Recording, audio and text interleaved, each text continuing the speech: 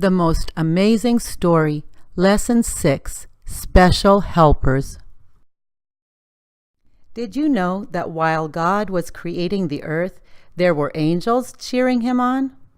This is what God said to Job in the Bible. "Where were you when I laid the foundations of the earth, when the morning stars sang together?" Job 38, 4a and 7a. In this verse, God calls the angels morning stars. The Bible says that when God started making the earth, the angels sang together. Where did these angels come from? The Bible says God created the angels before he made the earth. Colossians 1:16 says, "For by him all things were created, that are in heaven and that are on earth, visible and invisible. All things were created through him and for him." God made the angels to be his helpers. He wanted them to go wherever he sent them and do whatever he asked them to do. Psalm 103:20 says, "Bless the Lord, you his angels, who excel in strength, who do his word, heeding the voice of his word." Was it wrong for God to decide what the angels should do? No, since God created the angels, he could choose how he wanted to use them. It's kind of like when you color a picture. If you color it, it's yours, right? You can do whatever you want with it. You can give it away, or you can keep it for yourself. That's how it was with God and the angels. Since God made the angels, he could use them in any way he decided. God is the creator of everything in the world. He is the one who gives life to every living creature. Since everything that exists is made by God, God owns it all. He is the greatest.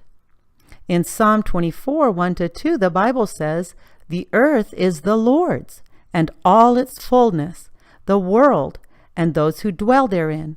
For he has founded it upon the seas, and established it upon the waters." But even though it was right for God to tell the angels what to do, he did not force them to do what he wanted. God let the angels decide whether or not they would do what he said. How would you like it if you had a friend who always did whatever you wanted?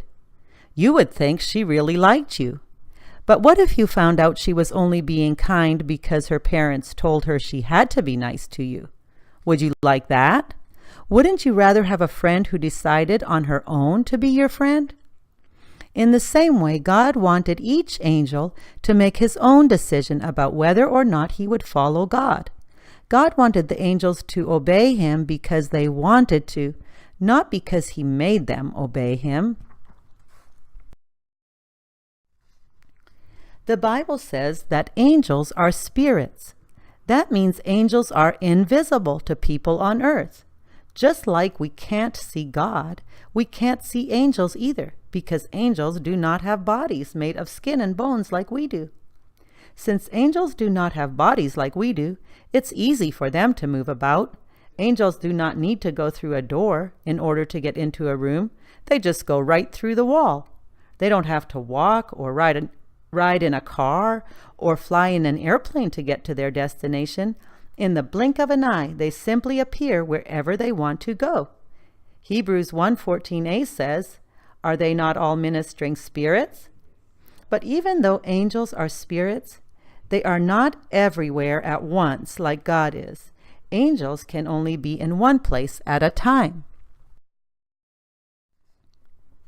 God made the angels to be strong and smart. Angels are stronger and smarter than people, but they are weaker and less intelligent than God. Psalm 103:20 says, "Bless the Lord, you his angels, who excel in strength, who do his word." And Psalm 8:4-5a says, "What is man, that you are mindful of him? For you have made him a little lower than the angels."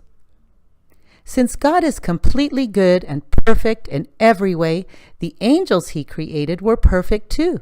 There was nothing wrong with any of them. You might mess up on a project or make a bad grade on a test. You mess up because you are not perfect. But God is perfect. He never messes up anything. Everything about the angels was good and right. Deuteronomy 32:4a says, "He is the rock. His work is perfect." When God created the angels, He made so many you could never count them all. Hebrews 12:22 says, "But you have come to the city of the living God, to an innumerable company of angels." Can you imagine how powerful God is to be able to make that many angels? Nothing is too hard for God. The Bible says that when God first made the angels, they lived with Him in heaven. Matthew 22:30b says, "But are like angels of God in heaven."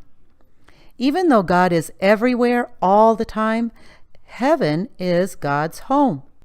Deuteronomy 26:15a says, "Look down from your holy habitation, from heaven." Heaven is a wonderful and beautiful place.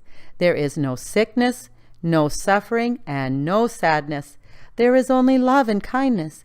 Everything in heaven is good. God made the angels to be His special helpers. The angels were perfect and lived with God in His perfect home. Everything was wonderful.